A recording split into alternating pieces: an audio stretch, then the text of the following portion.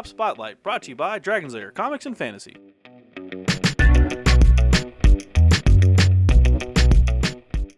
Hey everyone, I'm AdamHarry from Bella Souls with Michael from Dragon's Lair Comics and Fantasy. and we're back with another Tabletop Spotlight. Michael, King of Tokyo, huh? Yeah, you know, King of Tokyo, not necessarily a new game. Right, that's why I was a little confused. Is a new edition. Oh! 2016 edition of King of Tokyo is right here. Yeah, because I have this game at home actually. I do too. Pretty cool. So yeah, it's a lot of fun. Yeah. It's a great game for families especially. Oh yeah. And so what they've done is they've gone ILO, not 100% how to pronounce that, but they've gone and revamped the art style, tightened up the rules a little bit, I think, introduced some new monsters, and made a new box for everybody. Wow, that sounds pretty cool. So this is all new stuff. I really want to take a look now. So let's jump in. King of Tokyo style.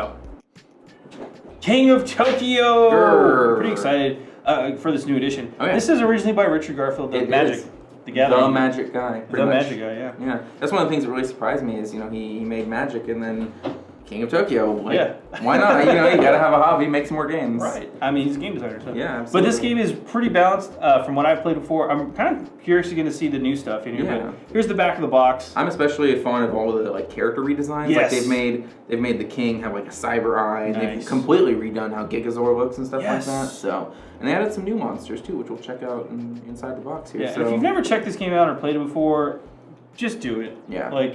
Absolutely great game for families. Oh yeah. Super simple mechanics with it. I think enough strategy to sort of satisfy both older and younger. Oh yeah. Plus there's a random element of the dice, yeah. so it keeps it interesting, keeps it fresh. And fun. as you can see, it does not take very long for 30 minutes to play. I mean, ages 8 and up, 2 to 6 players. Oh yeah. Fun time.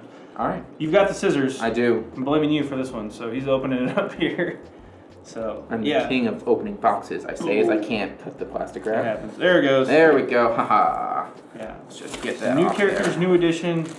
Again, it's been out for a while, but man, it's totally worth checking out. If you haven't checked it out before, go buy this new box. You can also see on the front plastic wrap that I just cut off, they have a little thing here about having more than 1 million smashes distributed. They've sold 1 million copies, at least. So, very popular game. 1 million. At the very least. Who's this penguin, do you guys? It's like a space penguin, I think. Now, one of the things I really like, actually, before we toss this too much, is I always recommend going to your friendly local game store to buy your games. But if you don't want to do that, and you want a special edition, I think it's Target that has an exclusive edition of this game with a baby Gigazor instead of the normal Gigazor. Aww. So I wanted to mention that for anybody out there who may be interested in picking I mean, if it's big enough to be in Target or other... Yeah, I mean, they've got an exclusive, so that's pretty cool. Here is the basics of the rules. We'll get to that in a second. Yep. Here is the Tokyo. Basically the map, if you can call that a map, really.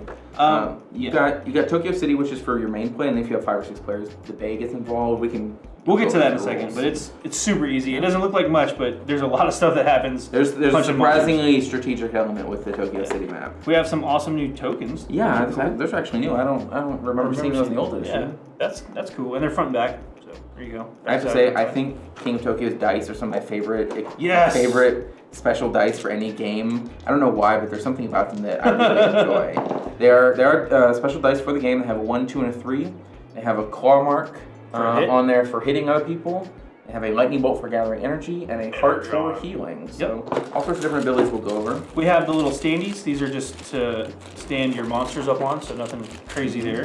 They have a special deck of extra power cards, which are sort of, I think, how you are most easily win the game is by getting cool extra powers. They definitely help. They definitely give you an edge, which is really helpful. There's all sorts of different stuff in here that can give you more points or heal you or make you attack give you twice. Superpowers. They give you you're already a monster, but you have extra monster powers. Yeah, which is like Gigazord, Flame Breath or whatever, or super healing or whatever. Here is a monster kind of card, I guess you want to call it that? Yeah, like a character card. I think it's a little unfair that this game is called King of Tokyo and he's already the king. Right. Wow. But he has a standee as well. Yep. And you use these basically to tell who's sort of dominating Tokyo. And you've got your stars here that you gain and lose as the game goes on. Health and your and then your health and your points. Yep. And it comes with 6 monsters to start. So I'm going to show them off real quick, feel too. free. We've got That's the king. He's the basically not King Kong. Right, not King Kong. We've got Alienoid. He's right here. Which is this one. He's pretty cool. I like him. I don't think he's new. He might be, but I think there was an alien before. I think there was a version of the alien. Yeah. Space Penguin is definitely different. Space Penguin is definitely new. Yeah. It's a new monster. Giant Space Penguin. Oh yeah, very cool. He's got like cold powers. It looks frost guns. Yeah. Yep. Also a scar over his eye apparently. This is definitely a new one. This is Cyber Kitty. Cyber Kitty's new as well for sure. Boom. Yeah, right there. Then we have Mega Dragon. They spelled Mecha with a K in the original edition, but now it's a C. Well, you know, makes me think it's Mega Dragon, but I do like Mecha Dragon. I think Mecha Dragon's my favorite. Probably pretty awesome. Because I just like Mecha Godzilla. But Gigazor. Yep. Zor. New version of Gigazor. Yep. The old version of Gigazor looked a lot like Godzilla, so maybe they had to revamp it. But I like the new edition. He looks cool. So he or she, you never know. They're monsters. Yeah, they do what they want. And then the last thing that was in the box was basically just these small green cubes. These are just how you keep track of your energy that you gain. So when you roll that lightning bolt, you take a cube. And then you spend them on your special powers. Like I said, very simple mechanics. So. Very simple. So that said, that's pretty much everything in the box. And also you have the vacuum sealed plastic thing, which is super handy for storage for later. If you have a lot of board games, you know why that's very important. The old edition of this game also got a lot of expansions that added extra monsters. Yes. I would be very surprised if they didn't do that for this as well. Okay. So. Let's take a look. We'll kind of describe the gameplay real quick too. We don't have to get crazy, but yeah. So basically, in a 2-player game, you got Tokyo City.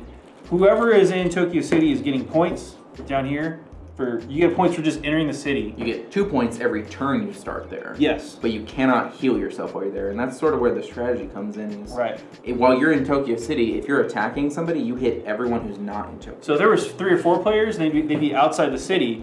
He would hit them, and he would hit everybody. Would take damage from him. Boom. So if these guys only had like 2 hit points each, that's what you get for being the king. Boom. Takes them both out. The only issue is everybody else's hits just target him. Yep. So these guys all work together. Very risky to be in Tokyo City. Yeah, these guys all on the outside all work together to punch whoever is in the middle. And at any point, he can of course forfeit, and somebody else can go in, and they get the same, the benefit and the danger. I think when they hit you, right, they have the option. You have the option when you get hit, you have the option of ceding Tokyo to them, and they get the point, but you still get the damage, but you don't necessarily, right. And then you can heal up, and then they're in the middle, they're getting punched. Yeah. So it's an element of do you want the spotlight on you? Can you survive till your next turn to get a bunch of extra points, or do you want to leave and try again later? And because of the different ways to win, like it's very strategic. Like it actually comes down very tense dice roll, very tense moments of like, am I going to get that one more heart that I need to save it, or am I going to There's a couple ways to win. The biggest one, of course, is just killing all your opponents. That's my favorite. It's the easiest probably. If you just manage to kill everybody else, then you of course win, and because nobody can compete. Right. The other easy way is on those character cards. Yeah. The little stars are basically points, and I believe it's whoever gets to 20 points first. Yeah, I think that's the wrong way. So but it's an interesting sort of strategy. 20 points. If you get 20 points, you win. There you go. So yeah, it's a very simple game. I'm not even gonna cut. We're just gonna look at the rules real quick. Great for kids. Very simple to get into. Oh, and if you play a 5 or 6 player game, Tokyo Bay, and then everybody hits everybody. It's all. Tokyo Bay is considered part of Tokyo. All that stuff. So here's the rules booklet. We basically just explained the entire rules already, and we've gone over everything. But you can see it's a full color game. Just goes over the setup, goes over how the dice work. That's all really simple. The dragon's the best. So, we forgot to mention that the die, if you roll like that, so a 3 and 1, you'd have to choose. It's kind of like Yahtzee-ish. A little bit, yeah. You get rerolls. Those are victory points, by the way. Yeah, you get rerolls, and basically the numbers. If you roll 3 of a type of number, you get that many points. So if I roll 3 threes, I get 3 points. If I roll 3 ones, I get 1 point. And you get up to, I think it's 2 rerolls of any number of dice. And if you get certain combinations, you get certain bonuses based on your powers and all sorts of cool stuff. Like if you roll 3 ones, like in this example you get 1 point. You get 1 point, but if you roll an additional one and have 4 total, you'd have 2. So it's really interesting. It's good. So if you roll, 3 threes and you get, 3 other dice, you're like, can I track more threes, or do I want energy? Right. Again, it's that strategy of like pressing your luck a little bit. Yeah, so it's actually really simple, like we're saying, and then you just spend your energy tokens to buy the upgrades, do more damage, and there's a bunch of crazy upgrade cards. Oh yeah. You can call in airstrikes, I think. Yeah. Or is that King of New York? Yeah, I don't know, but King of New York, also a great game. Yeah. Simply set in New York. Which is what this one is. Oh yeah. Segue. Anyway, that's pretty much it for this one. King of Tokyo. Yep. Very cool stuff. Game. Let's hop out for a really quick recap. So that was King of Tokyo, again from Richard Garfield. This is the new edition, brand new. Brand new edition, just came out in the past couple weeks. So really hot right now. Oh yeah, everybody's very excited about it. So I love the new characters are cool. The updated art's are really nice. Yeah, the new revamped art style I think is my favorite. It's a lot. It's still cartoony, obviously, but it's a little more like realistic cartoony.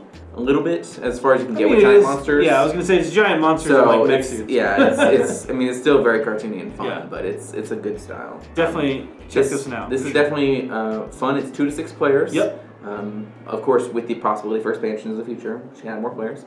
It's meant for 8 and up. You can probably teach a younger kid this. It's not too hard to get. It's Yahtzee. If you can learn Yahtzee, you can learn. Yeah, it's just dice rolling basically, and like I said, it takes about 30 minutes to play, so it's super fun. Pretty quick. Like if you're looking for a quick game to play on a Saturday afternoon with your family or something like that, like lunch break game maybe. If you've got a copy on hand. Yeah. So it's gonna be $39.99 as well. So it's not too bad. Yeah. For all the stuff you get in there, plus the replay valuability. What am I saying? Replay value. There we go. There you go. Oh, this game is totally worth it. So yeah, check it out. Definitely a good one. I really enjoy it, so I would totally recommend it. I have a copy. I definitely recommend picking it up. So if you haven't played it before, go check it out. Oh yeah. So this has been another Tabletop Spotlight, and I'm AdamHarry from Bell Lost Souls. I'm Michael from Dragon's Lair Comics and Fantasy. Thanks again for watching. Have a good one. Tabletop Spotlight brought to you by Dragon's Lair Comics and Fantasy. Thanks for watching.